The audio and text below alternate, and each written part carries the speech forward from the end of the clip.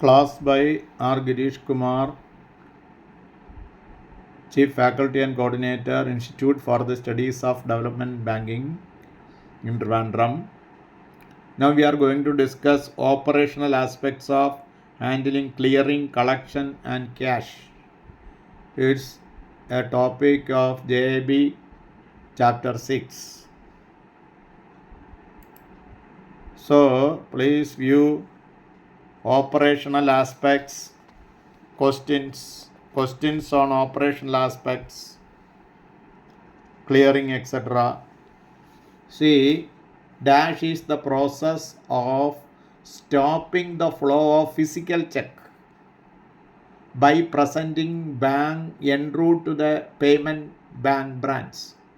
When we are sending check to the other bank for collection, normally we are presenting the physical check.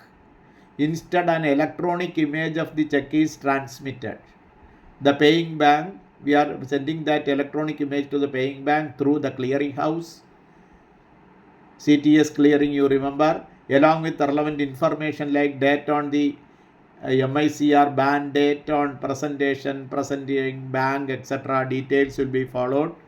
Details will be presented on clearing, and that system we are calling negotiation, truncation, dematerialization or consideration. Which one is correct? Truncation. This is called truncation. Truncation is the process of stopping the flow of physical check by presenting the bank en route to the payment bank branch. Instead, we are sending electronic image of the check is through the electronic mode or CTS clearing. All details etc. also will be provided for the payment bank to pay, and the original check will be preserved by the presenting bank. Which of the following are correct features of check truncation system? Which of the following are correct? There are 4 statements here. It is an electronic image of a paper check. It is an electronic image of a paper check. Correct. Only the handouts in the hands involved and clearinghouse can truncate the check. So see here who are the parties are banks, not hands, banks. The spelling mistake is there. Banks involved who are sending the check by truncating from the sending branch and the clearinghouse, they only can view the check. It is correct. Electronic image of the check truncation substitute the physical check from the paste and time of truncation. When we are truncating the check, physical check transmission is not doing through physical presentation, it is through electronic mode only. Truncation is done only during the course of a clearing cycle. We can truncate only through the clearing cycle to reduce the time taken for realization. So automatically it will go to the presenting bank, and if all things are okay, they will pass the check. So the answer is D. 1 to 4 all are correct. Which of the following are correct beneficiaries of CTS? For banks, it provides a significant cost saving through consideration of clearing locations into few grids. Eastern grid, western grid, southern grid, northern grid, grids are there. So it has also reduced the liquidity requirement by consolidating several clearing locations, and physically we have to move the check to that place, and it is taking to the branch and passing physically. All these time saving, all these are not available, and now we can send through electronic clearing, CTS clearing, and automatic passing is also there. This eliminated MICR amount encoding, reconciliation in the clearing centers. No risk of check being lost and tampered. That is also very important. During the transit, tampering is happened. എന്തെങ്കിലും തിരുത്തൽ വരുത്തുന്നുണ്ടോ, എന്തെങ്കിലും കള്ളത്തരം കാണിക്കുന്നുണ്ടോ, manipulation ചെയ്യുന്നുണ്ടോ, അതൊന്നും ഇവിടെ വരുന്നില്ല. അപ്പോൾ അതുകൊണ്ട് ഇതിനും ഇവിടെ ആൻസർ എന്ന് പറയുന്നത് 1 to 4 all are correct. നാലാമത്തെ ചോദ്യം, the CTS is operated on a grid basis divided into country. How many grids are there? 4 ഗ്രിഡായിട്ട് നമ്മൾ തിരിച്ചിട്ടുണ്ട് അല്ലേ. 4th question, CTS എന്താണ്, divided the country in which of the following grids. നാലാമത്തെ ചോദ്യത്തിനകത്ത് പറഞ്ഞിരിക്കുന്നത് എന്താണ്, CTS is operated grid based, dividing the country in which of the following grids. ഇവിടെയും ഏതൊക്കെയാണ് ഗ്രിഡുകളെന്ന് പറയുന്നത്? നമുക്കിവിടെയുള്ള ഗ്രിഡുകൾ എന്താണ്? Northern grid, western grid and southern grid. Grids are northern grid, western grid and southern grids. So A is correct regarding question 4. Then 5. To ensure security and safety and non-repudiation of data image, end-to-end എന്താണ്? end-to-end dash has been implemented. അതായത് ഇടയ്ക്ക് data ഇവിടെ നിന്ന് അങ്ങോട്ട് പോകുമ്പോഴോ അവിടെ നിന്ന് ഇങ്ങോട്ട് വരുമ്പോഴോ ഒക്കെയുള്ള അതിനകത്ത് ടാമ്പറിങ് വരാതിരിക്കുവാൻ വേണ്ടിയിട്ടുള്ള സെക്യൂരിറ്റി ആൻഡ് സേഫ്റ്റി ഫീച്ചേഴ്സ് ഉണ്ട് ഈ CTS ചെക്കിൻ്റെ ട്രാൻസ്മിഷനിൽ. അതിന് എന്താ പറയുക? Public key infrastructure, PKI, public key infrastructure. കാരണം അതാരാണോ ഇവിടെ നയിക്കുന്നത് അവർക്ക് കിട്ടുന്ന അവർക്കെല്ലാം ആ കീ വെച്ച് ഓപ്പൺ ചെയ്യാൻ പറ്റുള്ളൂ. Ensure security, safety and non repudiation of data, end-to-end public key infrastructure PKI has been implemented in CTS. എനിക്കോ എൻ്റെ മാത്രം ഒരു പ്രൈവറ്റ് ആയിട്ടുള്ള കീ ആണെങ്കിൽ അതിൻ്റെ പേരാണ് പ്രൈവറ്റ് കീ. മറ്റ് ബാങ്കിനോ മറ്റോ ഒക്കെ ഓപ്പൺ ചെയ്യാൻ കഴിയുന്ന കീയുടെ പേരാണ് പബ്ലിക് കീ. അടുത്തത്, the provision of dash provide that the clearing stamp affixed in is considered as the collecting bank's confirmation on all the previous endorsement that is undertakes in the credit beneficiary's account on realization. No additional specific endorsement certificate confirmation in this effect is not necessary. So very very important. The sixth question അതിന് പേരുണ്ട്, എന്താ പറയുക? The provision of C is the answer, URRBCH. URRBCH എന്ന് പറഞ്ഞിരിക്കുന്ന നമ്മുടെ ആറാമത്തെ C ആണ് answer. അതിന് എന്താണ് അതിൻ്റെ ഫുൾ ഫോം നമുക്ക് പിന്നെ ഡിസ്കസ് ചെയ്യാം. എന്താണ്? That clearing stamp affixed is considered. Clearing stamp നമ്മളതിനകത്ത് അടിക്കും. അത് കൺഫർമേഷനാണ്. നേരത്തെയുള്ള പല എൻഡോഴ്സ്മെൻ്റ് ഉണ്ടെങ്കിലും ഇത് കൃത്യമായിട്ട് പ്രസൻറ്റ് ചെയ്യുന്ന ബാങ്ക് അത് അവരുടെ ക്ലിയറിംഗ് സ്റ്റാമ്പ് അടിച്ചു കഴിഞ്ഞാൽ, ആ ഡേറ്റും കൂടെ ഉള്ള ക്ലിയറിംഗ് സ്റ്റാമ്പ് അടിച്ചു കഴിഞ്ഞാൽ അതാണ് കൃത്യമായി ആ ബാങ്കാണ് സബ്മിറ്റ് ചെയ്തത് എന്നുള്ളതിൻ്റെ കൃത്യമായ തെളിവ് എന്ന് പറയുന്നത് അതാണ്. അപ്പോൾ ആ ക്ലിയറിംഗ് സ്റ്റാമ്പിൻ്റെ ആ ഒരു കൃത്യമായ ക്ലിയറിംഗ് ബലത്തിലാണ് നമ്മൾ എന്ത് ചെയ്യുന്നത്? CTS ക്ലിയറിങ്ങിൽ ആ സ്റ്റാമ്പ് അടിക്കുന്നതാണ് നമ്മൾ കൃത്യമായിട്ട് പറയുന്നത്. അതിനെന്താ നമ്മൾ പറയുന്ന? URRBCH എന്ന വേർഡ്സാണ് ഉപയോഗിക്കുന്നത്, അല്ലേ? ചെക്ക് ട്രങ്കേഷൻ സിസ്റ്റത്തിൽ ഉപയോഗിക്കുന്ന ഒരു വാക്കാണത്, അല്ലേ? Bank clearing house. അപ്പോൾ ഓരോ ബാങ്കിൻ്റെയും ക്ലിയറിംഗ് ഹൗസിൽ ഉപയോഗിക്കുന്ന ഒരു കോഡാണത്. എന്താ പറയുക? URRBCH എന്നാണത് പറയുക. URRBCH. ആ ഒരു കോഡ് നമ്മൾ അതായത് ആ നിയമപ്രകാരമാണ് നമ്മൾ എന്ത് ചെയ്യുന്നത്? ഇത് ട്രങ്കേഷനായിട്ട് നമ്മൾ എടുക്കുന്നത്. അത് ഗ്രിഡ് ക്ലിയറിങ്ങിൽ വന്നിട്ടുള്ള സംഗതിയാണ്. ഗ്രിഡ് ക്ലിയറിങ്ങിൽ വന്നിട്ടുള്ള പ്രൊവിഷനാണത്. CTS ചെക്കിൽ വന്നിട്ടുള്ളതാണ്. ബിഹൈൻഡ് ക്ലിയറിംഗ് ഹൗസ്, അവിടെ ക്ലിയറിംഗ് ഹൗസ് സിസ്റ്റത്തിൽ വന്നിട്ടുള്ള ഡീറ്റെയിലാണ് അത് നമ്മൾ പറയുന്നത്. ഓക്കെ. അപ്പോൾ CTSനെ കുറിച്ചുള്ള ഡീറ്റെയിൽ ബാങ്ക് അതിന് കൃത്യമായിട്ട് ഓരോന്നും പ്രത്യേകം ആക്റ്റിനകത്ത് ഡിഫൈൻ ചെയ്തിട്ടുണ്ട്. ആ ആക്റ്റിനകത്ത് ഡിഫൈൻ ചെയ്തിട്ടുള്ളതിനകത്തൊന്നാണ് നമ്മളത്. കൂടുതൽ ഡീറ്റെയിൽസ് നമുക്കിനി അങ്ങോട്ട് വരുമ്പോൾ അതിനകത്ത് പഠിക്കാം. Customer need to take care which of the following aspect while writing cheques. Cheque എഴുതുമ്പോൾ ശ്രദ്ധിക്കേണ്ടുന്ന കാര്യങ്ങൾ ഏതൊക്കെയാണ്? ചെക്ക് എഴുതുമ്പോൾ ശ്രദ്ധിക്കേണ്ടുന്ന കാര്യങ്ങൾ എല്ലാം പ്രധാനമാണ്. To use image friendly coloured and permanent ink. Image friendly, അത് നമുക്ക് ഫോട്ടോ എടുക്കുമ്പോൾ കറക്റ്റായിട്ട് വരാവുന്ന കളറിലുള്ള പെർമനൻറ്റ് ഇങ്ക് ആയിരിക്കണം. Write clearly, വ്യക്തമാകണം.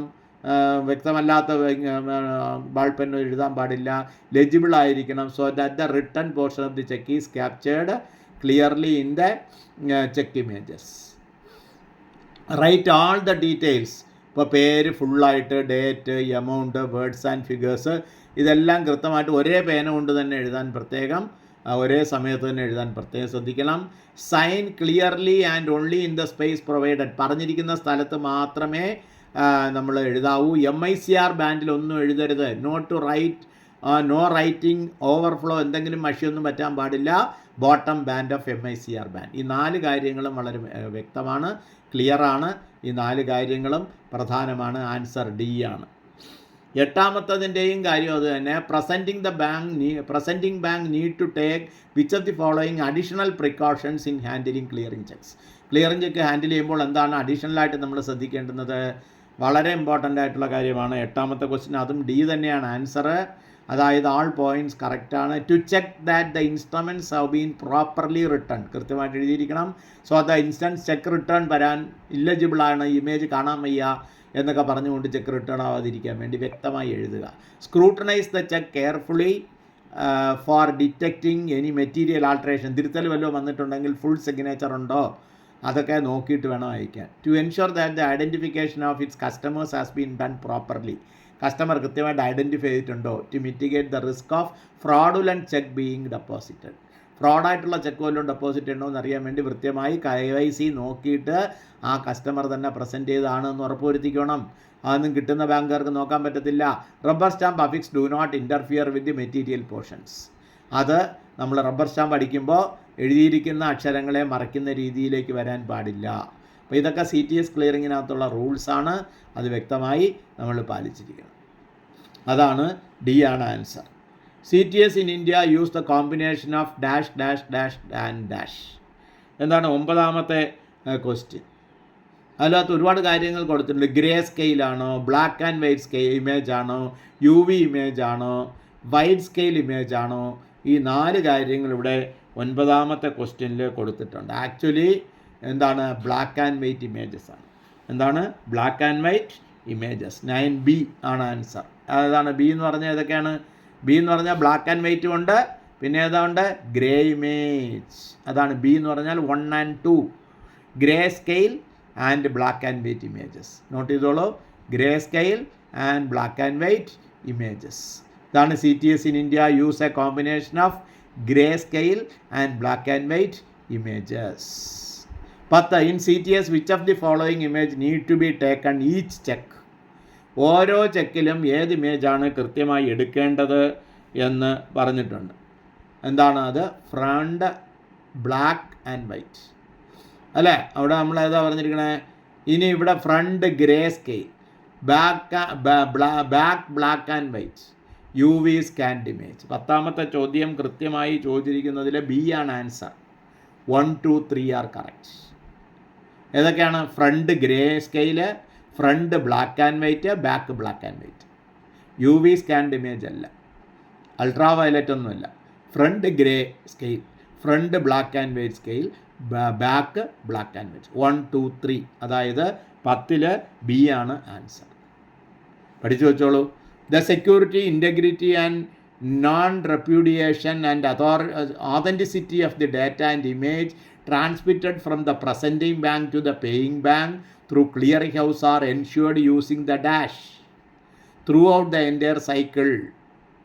11ാമത്തെ ചോദ്യം എന്താ പറഞ്ഞിരിക്കുന്നത്? ഞാൻ നേരത്തെ പറഞ്ഞ ചോദ്യമാണ്, പബ്ലിക് കീയുടെ കാര്യമാണ്. Security, integrity and non repudiation, തിരുത്തലൊന്നും വരുത്താതിരിക്കാൻ വേണ്ടി ഇവിടെ നിന്ന് അവിടെ കിട്ടിക്കഴിഞ്ഞാൽ അവരെ ഡീകോഡ് ചെയ്യുന്നതാണ് പബ്ലിക് കീ.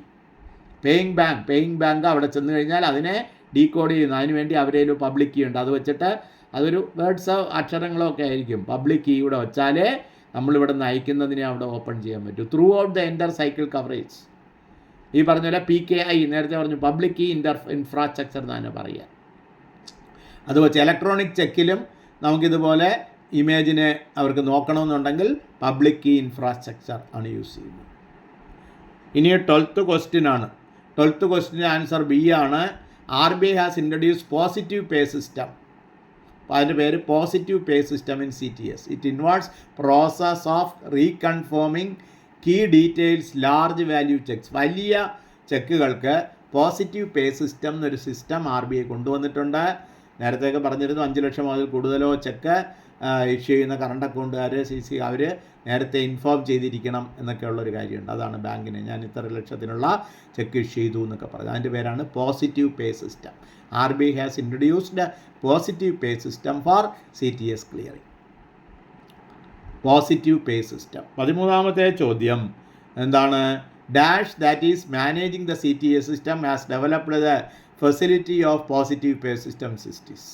അതാണ് അതിൻ്റെ പേരാണ് PPS, positive pay system. PPS എന്ന് പറഞ്ഞാൽ positive pay system. That is managing the CTS system. അവരാണ് മാനേജ് ചെയ്യുന്നത്, അവരാണ് ഈ പറഞ്ഞ പോസിറ്റീവ് പേ സിസ്റ്റം കൊണ്ടുവന്നിരിക്കുന്നത്. Okay, bankers have the option to make CTS positive pay system mandatory in case cheque. എത്ര ലക്ഷം മുതലുള്ള ചെക്കിനാണ് പോസിറ്റീവ് പേ സിസ്റ്റം ഇൻട്രൊഡ്യൂസ് ചെയ്തിട്ടുള്ളത്, ബാധകമാക്കിയിട്ടുള്ളത്? ഞാൻ പറഞ്ഞു 5 lakhs and above. 5 lakhs and aboveനാണ് check കൊടുത്തയാൾ വാസ്തവത്തിൽ നേരത്തെ അറിയിക്കണം, ഞാൻ 5 ലക്ഷം അതിൽ കൂടുതലുള്ള ചെക്ക് ഇഷ്ടിയിട്ടുണ്ടെങ്കിൽ. എൻ്റെ പേരാണ് പോസിറ്റീവ് പേ സിസ്റ്റം എന്ന് പറയുന്നത്. പോസിറ്റീവ് പേ സിസ്റ്റം എന്ന് പറയുന്നത്. ഓക്കെ, അതാണ്. ഇനി cheque collection policy, CCP, cheque collection policy should be based on which of the following broad principles. നമ്മൾ ചെക്ക് കളക്ഷൻ അയക്കുമ്പോൾ ചില പൊതു മാനദണ്ഡങ്ങളുണ്ട്, അത് 4 വളരെ ഇമ്പോർട്ടൻ്റ് ആണ്. Bank should formulate a comprehensive and transparent policy. ബാങ്കിന് കൃത്യമായി ട്രാൻസ്പെയറൻറ്റും കോംപ്രിഹെൻസീവ് പോളിസി വേണം, covering all the above 3 aspects. ഈ 3 കാര്യങ്ങളും ബാങ്ക് ഷുഡ് കോംപ്രിഹെൻസീവ് പോളിസി വേണം. ഏതാ? നമ്മൾ ട്രങ്കേഷൻ്റെ കാര്യത്തായാലും പോസിറ്റീവ് പേയുടെ കാര്യത്തിലുമാണെങ്കിൽ. Review their existing arrangements, work out the scheme for reduction of collection period. നേരിട്ട് കളക്ഷൻ അയക്കുകയാണെങ്കിൽ നമ്മൾ കളക്ഷൻ പീരിയഡ് റിഡ്യൂസ് ചെയ്യണം. ചിലപ്പോൾ നമ്മൾ ഇവിടെ നിന്ന് തന്നെ കൊടുത്തിട്ട് അവിടെ പിന്നെ ക്ലെയിം ചെയ്താൽ മതി. NEFT വഴി അയക്കാം. Review their existing arrangement. Clearing arrangement എന്താണ്? ഇപ്പോൾ കളക്ഷൻ ഓഫ് ചെക്സിൻ്റെ എല്ലാവർക്കും ഒരു പോളിസി ഉണ്ടാവും. Adequate care and ensure that interest of the small depositors. അയക്കുമ്പോൾ അത് എടുക്കുന്ന ടാമ്പർ ചെയ്യാതിരിക്കാനുള്ള കാര്യം വേണം. ചെറിയ നമ്മുടെ ഇപ്പോൾ മിനിമം ഇത്ര വരെയുള്ളത് ഉടനെ പേയ്മെൻറ്റ് കൊടുത്തിട്ട് ക്ലിയറിങ്ങിന് അല്ലാത്ത ചെക്കുകളൊക്കെ ആണെങ്കിൽ നമുക്ക് എന്താണ് ഇമീഡിയറ്റ് ക്രെഡിറ്റ് കൊടുത്തിട്ട് പിന്നെ കളക്ഷൻ അയക്കണം എന്നുള്ള റൂള് നേരത്തെ ഉള്ളല്ലോ, അതാ ഉണ്ടായിരുന്നു, അറിയാമല്ലോ. Adequate care and ensure that interest of the small depositors are protected. To be integrated with the deposit policy of the bank in line with IBA. So IBA model deposit policy ഉണ്ട്. IBAയുടെ model deposit policy അനുസരിച്ച് തന്നെ ആയിരിക്കണം എല്ലാ ബാങ്കുകളും എന്ത് ചെയ്യുന്നത്, ഈ ചെക്ക് കളക്ഷനും ഡെപ്പോസിറ്റും തമ്മിൽ ഇൻറ്റഗ്രേറ്റ് ചെയ്യുക എന്നുള്ളതാണ്. അതാണ് ചെക്ക് കളക്ഷൻ പോളിസിയും ഡെപ്പോസിറ്റ് പോളിസിയും ഇൻറ്റഗ്രേറ്റ് ചെയ്യുക. അതാണ് മിനിമം ഇത്ര രൂപയുടെ ചെക്കൊക്കെ ആണെങ്കിൽ ഇമ്മീഡിയറ്റ് ക്രെഡിറ്റ് കൊടുക്കണം എന്നൊക്കെ ബാങ്കുകൾ തീരുമാനിച്ചിട്ടുള്ളത്. 16ാമത്തെ ചോദ്യവും 4 പോയിൻറ്റും പ്രധാനമാണ്. RBI has prohibited the bank from crediting account payee cheque to the account of any person other than the payee named therein due to which of the following factors. Very very important. Account payee crossing ആണ്. Account payee cheque നമ്മൾ അക്കൗണ്ടുള്ള ആളിൻ്റെ അക്കൗണ്ടിൽ തന്നെ, ആ പറഞ്ഞിരിക്കുന്ന ആളിൻ്റെ അക്കൗണ്ടിൽ തന്നെ ക്രെഡിറ്റ് ചെയ്യണം എന്ന് പറയുന്ന rule. To the account of the person other than the paying. അപ്പോൾ അതിനകത്ത് പറഞ്ഞിരിക്കുന്ന മറ്റൊരാളുടെ അക്കൗണ്ടിൽ ക്രെഡിറ്റ് ചെയ്യാൻ പാടില്ല എന്ന് പറഞ്ഞിരിക്കുന്നത് ഏത് നിയമപ്രകാരമാണ്? വളരെ ഇമ്പോർട്ടൻ്റ് ആയിട്ടുള്ള ഒരു ചോദ്യമാണ്. എന്താണ്? To be consonance with the legal requirement, especially എന്താണ് NI ആക്ടിലെ റൂളായിട്ട് അതൊരു പല ക്രോസിങ്ങും പറഞ്ഞിട്ടുണ്ടെങ്കിൽ അക്കൗണ്ട് പേ ഇല്ല. ഇതൊരു പ്രാക്ടീസാണ് ബാങ്കുകൾക്കുള്ളത്. NI ആക്ടിൽ പറഞ്ഞിരിക്കുന്ന നിയമങ്ങൾക്ക് അനുസൃതമായി കൺസോളൻസ് വിത്ത് ലീഗൽ റിക്വയർമെൻറ്റ്, അതിനകത്ത് പറഞ്ഞിരിക്കുന്ന നിയമപരമായ കാര്യങ്ങൾക്ക് വേണ്ടി ബാങ്ക് ചെയ്തിരിക്കുന്നു. NI ആക്ടിന് ബേസ് ചെയ്ത് തന്നെയാണ്. എന്നാൽ ഒരു വകുപ്പെടുത്ത അക്കൗണ്ട് പേ ക്രോസിംഗ് പറഞ്ഞിട്ടില്ല. എന്നാൽ നോട്ട് നെഗോഷ്യബിൾ ക്രോസിംഗ്, മറ്റ് ക്രോസിങ്ങും എല്ലാം അവിടെ നമുക്ക് പറഞ്ഞിട്ടുണ്ട്. അതുപോലെ ആൻകോ ക്രോസിംഗ് ഉണ്ട്, എല്ലാ ക്രോസിംഗും ഉണ്ട്. പക്ഷേ അത് പ്രാക്ടിക്കലായിട്ട് നമ്മൾ ചെയ്യുന്നതാണ്. The protect the banks from being burden, liability, unauthorised collection വരാൻ പാടില്ല. Maintain the integrity and soundness of the paying of banking system. നമ്മുടെ ബാങ്കിങ് പേയ്മെൻറ്റ് സിസ്റ്റത്തിന് ഇൻറ്റഗ്രിറ്റിയൊക്കെ നോക്കിയിട്ട് തന്നെയാണ് നമ്മളത് ചെയ്യുന്നത്. To prevent recurrence of deviation, തെറ്റായിട്ട് മറ്റൊരാളിൻ്റെ അക്കൗണ്ടിൽ മാറി കൊടുക്കാതിരിക്കാൻ അക്കൗണ്ടുള്ള ആളിൽ തന്നെ അക്കൗണ്ട് ആർക്ക് പേരിലാണോ അവരുടെ അക്കൗണ്ടിൽ തന്നെ ക്രെഡിറ്റ് ചെയ്യാൻ വേണ്ടിയിട്ടാണ് നമ്മൾ അക്കൗണ്ട് പേ ക്രോസ് ചെയ്ത് കൊടുക്കുന്നത്. മറ്റൊന്ന് 17ാമത്തെ ചോദ്യം എന്ന് പറയുന്നത്, in case of payment of interest four delayed collection. ഇപ്പോൾ ഒരു നിയമപരമായിട്ട് നേരത്തെ ഉണ്ട്, താമസിച്ച്, അതായത് 7 ദിവസം ക്രെഡിറ്റ് ചെയ്യണം അല്ലെങ്കിൽ 3 ദിവസം ക്രെഡിറ്റ് ചെയ്യണം എന്നൊക്കെയുള്ള നിയമമുണ്ട്. ഡിലേ വന്നാൽ കസ്റ്റമേഴ്സിന് നമുക്ക് ക്ലെയിം ചെയ്യാം. അതിൻ്റെ interest, delayed interest. Larger bank should pay interest on the larger for delayed payment in respect to affectionate bills rate above the rate. അതാണ് എന്ത് ചെയ്യണം, അത് ഏത് റേറ്റിന് മേളിലുള്ള എസ് ബി അക്കൗണ്ടിൻ്റെ ബാലൻസ് പേ ഇൻട്രസ്റ്റിന് മേളിൽ എത്ര ശതമാനം കൂടെ കൊടുക്കണം. എസ് ബി അക്കൗണ്ടിന് നമ്മൾ കൊടുക്കുന്ന ഇൻട്രസ്റ്റ് എന്ന് പറയുന്നതിൻ്റെ % അഡീഷണൽ ആയിരിക്കും. 2% over S B interest rate. Delayed payment 5 ദിവസം 3 ദിവസം ക്രെഡിറ്റ് ചെയ്യണം. 5 ദിവസമായി പോയാൽ 2 ദിവസത്തേക്ക് വേണമെങ്കിൽ നമുക്ക് എസ് ബി പ്ലസ് 2% ക്രെഡിറ്റ് ചെയ്യാം. അല്ല 2 ആഴ്ച എടുത്തു, 3 ആഴ്ച എടുത്തു, ഒരാഴ്ചക്കകത്ത് ക്രെഡിറ്റ് കൊടുക്കേണ്ടതാണ് എങ്കിൽ ആ പോളിസി നോക്കണം നമ്മൾ. Bill collection policy payment interest കൊടുത്തിരിക്കണം. Delayed payment S B rate plus 2%, അതാണ് പഠിച്ചു വയ്ക്കുക. In case of payment of interest in delayed collection, delay period should be reckoned after making allowance for normal transit period. അപ്പോൾ നമ്മൾ ആ policy ഓരോ ബാങ്കുകളും frame ചെയ്യുമ്പോഴേക്ക് എന്താണ്, അവിടെ ഒരു ചെറിയ അലവൻസ് ഉണ്ട്. എന്താണ് making allowance for normal transit period. ഇവിടെ നിന്ന് അവിടെ കിട്ടാൻ എത്ര സമയം പിടിക്കും, പ്രസൻറ്റ് ചെയ്യാൻ എത്ര സമയം പിടിക്കും. അപ്പോൾ A time frame of 2 days each, ഒരു 2 ദിവസം കൂടി ആഡ് ചെയ്യാം അതിൻ്റെ കൂടി. അലവൻസായിട്ട് 2 ദിവസം കൂടി അതിൻ്റെ കൂടെ ആഡ് ചെയ്യാം. അതിന് ശേഷം നമുക്ക് ഇത് കൺസിഡർ ചെയ്താൽ മതി. ഏതാണ് delayed collection. Despatch of bills, presentation of bills of to try, despatch ചെയ്യുന്ന ബില്ല് ഡെസ്പാച്ച് ചെയ്യാൻ, അവിടെ പ്രസൻറ്റ് ചെയ്യാൻ. റെമിറ്റൻസ് ഓഫ് പ്രൊസീഡ്സ്, അത് ഇങ്ങോട്ടേക്ക് ലോഡ്ജേഴ്സ് ബാങ്കിലേക്ക് അയച്ചു കൊടുക്കാൻ, അവിടെ നിന്ന് NEFT ആയിട്ടോ മറ്റോ. Credit the proceeds to drawers account, അപ്പോൾ അക്കൗണ്ടിൽ ക്രെഡിറ്റ് ചെയ്യാനും അവിടെ നിന്ന് ഇങ്ങോട്ട് അയച്ചു കൊടുക്കാനും ഡെസ്പാച്ച് ചെയ്യാനും പ്രസൻറ്റ് ചെയ്യാനും ഒക്കെ ഉള്ള കാര്യങ്ങൾ കണ്ടെടുത്തിട്ടാണ് നോർമൽ ട്രാൻസിറ്റ് പീരിയഡിൻ്റെ കൂടെ 2 ദിവസം കൂടി നമ്മൾ ആഡ് ചെയ്യുന്ന ഒരു അലവൻസായിട്ട് ആഡ് ചെയ്യുന്നു. അതിനൊക്കെ വേണ്ടിയിട്ട് 2 ദിവസം കൂടെ ആഡ് ചെയ്യും. അത്രയും ദിവസം കൂടെ കഴിഞ്ഞും നമ്മൾ കൊടുത്തില്ലെങ്കിൽ ഡിലേഡ് പേയ്മെൻറ്റിന് എസ് ബി പ്ലസ് 2% ഇൻട്രസ്റ്റ് നമ്മൾ കൊടുക്കേണ്ട. Bank has required to sort the notes into which of the following categories. Bank എങ്ങനെയാണ് നോട്ടുകളെ കാറ്റഗറൈസ് ചെയ്യുന്നത്, എങ്ങനെയാണ് ബാങ്ക് നോട്ടുകളെ എണ്ണുന്നത്? അതിന് issuable notes, soiled note, mutilated notes, fake notes. 19ാമത്തെ ആ ഒരു ചോദ്യത്തിൻ്റെ ഉത്തരം എന്താണ്? ഫേക്ക് നോട്ട് എന്ന് പറഞ്ഞാൽ അങ്ങനെ നോട്ടില്ല. Issuable notes, reissuable notes, soiled note, mutilated notes. നമുക്ക് 5 തരം നോട്ടുകളാണ് ഉള്ളത്. 1 fresh notes, 2 reissuable notes, 3 soiled notes, 4 mutilated notes, 5 imperfect notes.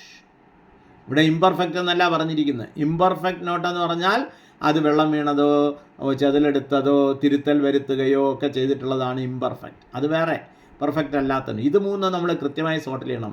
എന്താ? തിരിച്ച് കസ്റ്റമർ ഇങ്ങോട്ട് അടച്ചു, തിരിച്ച് അങ്ങോട്ട് കൊടുക്കാൻ പറ്റുന്ന നോട്ടുകൾ ഇഷ്യൂബിൾ നോട്ട്സ്, അഴുക്ക് പിടിച്ചതും മുഷിതമായ നോട്ടുകളും 2ആയി മുറിഞ്ഞ നോട്ടുകളെയും നമുക്ക് സോയിൽഡ് നോട്ടെന്ന് പറയുന്നു. 2ൽ കൂടുതൽ കട്ടുള്ള നോട്ടുകളും ഏതെങ്കിലും ഭാഗം നഷ്ടപ്പെട്ടിട്ടുള്ള നോട്ടുകളെ മ്യൂട്ടിലേറ്റഡ് നോട്ടെന്ന് പറയും. അപ്പോൾ ഈ 3 തരം നോട്ടിൽ ഇഷ്യൂബിൾ നോട്ട്സ്, റീഇഷ്യൂബിൾ നോട്ട്സ്, തിരിച്ച് ജനങ്ങൾക്ക് കൊടുക്കാൻ പറ്റുന്ന നോട്ടുകൾ റീഇഷ്യൂബിൾ നോട്ട്സ്, അഴുക്ക് പിടിച്ചതും മുഷിഞ്ഞതും 2ആയി മാത്രം മുറിഞ്ഞ ഒരു നോട്ട്, 2ആയിട്ട് ഒറ്റക്കെട്ടുള്ള നോട്ടുകളെ സോയിൽഡ് നോട്ടെന്ന് പറയാം. 2ൽ കൂടുതൽ കഷ്ണങ്ങളായി മുറിയോ ഏതെങ്കിലും ഭാഗം കാണാതാവുകയോ ചെയ്ത നോട്ടുകളെ മ്യൂട്ടിലേറ്റഡ് നോട്ടെന്ന് പറയാം. അപ്പോൾ B ഈസ് ദ ആൻസർ. അങ്ങനെ 3ആയിട്ട് സോർട്ട് ചെയ്യണം. Account for shortage excess in cash have be carried out which of the following ways. Short വന്നു, എക്സസ് വന്നു ക്യാഷിൽ, നിങ്ങളത് എങ്ങനെ ഹാൻഡിൽ ചെയ്യണം എന്നാണ് നിയമപരമായി പറഞ്ഞിരിക്കുന്നത്. Excess and short of cash. ഇനി ഇപ്പോൾ 20 shortage is recovered on the same day. ഇപ്പോൾ ക്യാഷ്യർ നിയമം കൊണ്ട് ചുമ്മാ ഇപ്പോൾ ചില ബ്രാഞ്ചുകളൊക്കെ ചെയ്യും പോലെ ചെയ്യാൻ പറ്റില്ല. D ആണ് ഇതിൻ്റെ answer, all the above answer. അതുകൊണ്ട് ഓരോന്ന് ഞാൻ പറയാം. അന്ന് തന്നെ അത് തിരിച്ചെടുക്കുന്നുവെങ്കിൽ shortage is recovered on the same day from the cashier, അല്ലെങ്കിൽ ഹെഡ് ക്യാഷ്യറിൽ അന്ന് തന്നെ അത് കണ്ടെടുക്കുകയാണെങ്കിൽ who is turn with recover it from the concerned employee. Any shortage is recovered on the same day from the cash, who is in turn will recover from the concerned employee. ഉണ്ടോ? Short വന്നാൽ employee വയ്ക്കണം. അതാണ് failing recovery of the same day ആണെങ്കിൽ amount shortage should be debited. അപ്പോൾ അയാൾ പറയുകയാണ് എൻ്റെ 500 രൂപ കുറവായി അയാൾ വെച്ചു, ഓക്കെ. അല്ലെങ്കിൽ സസ്പെൻസ് ഡെബിറ്റ് ചെയ്യണം. സസ്പെൻസ് നിങ്ങളുടെ ഓരോ ബാങ്കിൻ്റെ സസ്പെൻസ് അക്കൗണ്ട് ഡെബിറ്റ് ചെയ്യണം. എന്താണ്? Taking the signature of the staff respond. ആരാണ് സസ്പെൻസ് വൗച്ചർ ഒപ്പിടേണ്ടത്? ഈ കുഴപ്പം വരുത്തിയ സ്റ്റാഫ്, ക്യാഷ്യറാണ്. ഫോർ ഷോർട്ടേജ് ഓഫ് ആ വൗച്ചറിൻ്റെ ബാക്കിൽ ആരാണോ ഈ ഷോർട്ടേജ് വരുത്തിയ അയാൾ ഒപ്പിടണം. ഇനി excess in cash balance must be credited, അഥവാ അധികം ഉണ്ടായി, എക്സസ് ആയിരുന്നു, ഷോർട്ടേജ് അല്ല, എങ്കിൽ സൺട്രി ക്രെഡിറ്റേഴ്സിൽ ചെയ്യണം. എന്നിട്ട് അഥവാ പാർട്ടി പിന്നെ വരികയാണെങ്കിൽ അതയുടെ ഓതൻറ്റിക്കേഷനൊക്കെ കറക്റ്റ് ആണെങ്കിൽ കൊടുക്കാം. ആൾ the above is the answer. Same day ആണെങ്കിൽ കസ്റ്റമർ അദ്ദേഹത്തിന് വയ്ക്കാം, അദ്ദേഹം അല്ലെങ്കിൽ സസ്പെൻസിൽ വിറ്റ് ചെയ്യാം. ഷോർട്ടേജ് എക്സസ് ആണെങ്കിലും സൺട്രി ക്രെഡിറ്റേഴ്സ് വയ്ക്കാം. ഇതെല്ലാം കറക്റ്റാണ്. അടുത്ത 21ാമത്തെ ചോദ്യം, what cash management of ATM is wear cash management of ATM is outsource ചെയ്ത് കഴിഞ്ഞാണെങ്കിൽ റെക്കൺസീലിയേഷൻ, ട്രാൻസാക്ഷൻ്റെ ലിസ്റ്റ് എടുത്തിട്ട് നമ്മൾ സബ് കോൺട്രാക്ടേഴ്സിൻ്റെ ലിസ്റ്റുമായിട്ട് നമ്മൾ റെക്കൺസീൽ ചെയ്യേണ്ടത് എങ്ങനെ? 21 അത് C ആണ്. T+3 days. ഇന്നാണ് ട്രാൻസാക്ഷൻ എങ്കിൽ വിത്തിൻ അടുത്തൊരു 3 ദിവസം കൂടെ തരും. T+3 ഫോർ ഇന്നും 3 ദിവസവും. അതാണ് 21ൻ്റെ ആൻസർ. അതായത് അവരുടെ സ്റ്റേറ്റ്മെൻറ്റും അവർ ATM പ്രൊവൈഡേഴ്സ് പൈസയൊക്കെ വയ്ക്കുന്നവരും നമ്മുടെ സ്റ്റേറ്റ്മെൻറ്റും നോക്കിയിട്ട് കറക്റ്റാണോ, എൻ്റെ ബാലൻസ് നമ്മൾ ചെക്ക് ചെയ്ത് നോക്കുമല്ലോ, കറക്റ്റ് ചെയ്യേണ്ടതല്ലേ, എവിടെയെങ്കിലും മിസ്റ്റേക്ക് പറ്റിയിട്ടുണ്ടോ എന്ന്. Today +3 days basis. Bank must follow which of the following instructions with regard to the duplicate key. Duplicate key വയ്ക്കാറുണ്ടല്ലോ നമ്മുടെ പലതിൻ്റെയും. ആ ഡ്യൂപ്ലിക്കേറ്റ് കീയുടെ നിയമം എന്താണ്? അതാണ് 22D ആണ് ആൻസർ. എല്ലാം കറക്റ്റാണ്.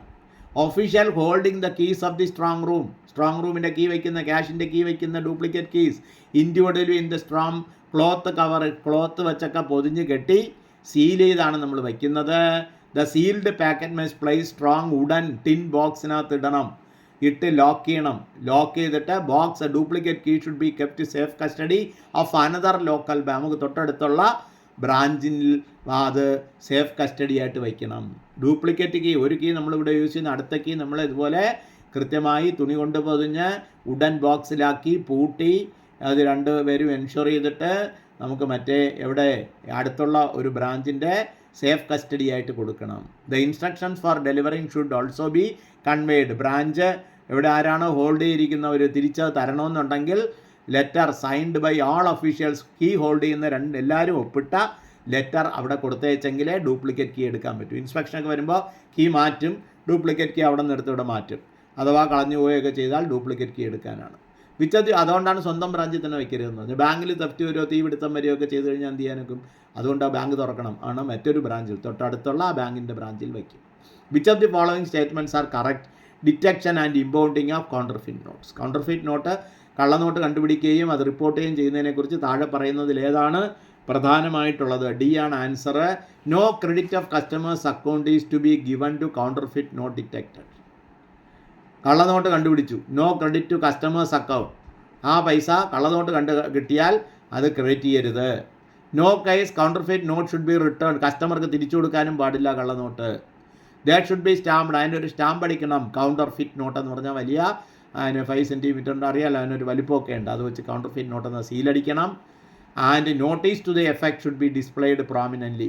അയാൾ കൊണ്ടുവന്ന ആളിനോട് പറയുക, വേണമെങ്കിൽ ഇതുണ്ട്, അതിനകത്ത് അയാൾ ഒപ്പിടണം. അയാൾ ഒപ്പിട്ടില്ലെങ്കിൽ ആ കാരണവും കാണിച്ച് ആ നമ്പരും കാണിച്ചൊരു നോട്ടീസ് ബോർഡിൽ അത് പതിക്കണം. ഇന്ന നമ്പറുള്ള കള്ളനോട്ട് കിട്ടിയിരിക്കുന്നു, ഇന്നാര് കൊണ്ടുവന്നെന്നുള്ള ഡീറ്റെയിൽ അടക്കമുള്ള കാര്യങ്ങളും അതിലെ വാസ്തവത്തിൽ കൊണ്ടുവരുന്ന ആളും സൈൻ ചെയ്യണമെന്ന്. അയാൾ സൈൻ ചെയ്തില്ലെങ്കിൽ നമ്മൾ ഡ്യൂപ്ലിക്കേറ്റ് അത് നോട്ടീസ് ബോർഡിൽ പ്രദർശിപ്പിക്കുക.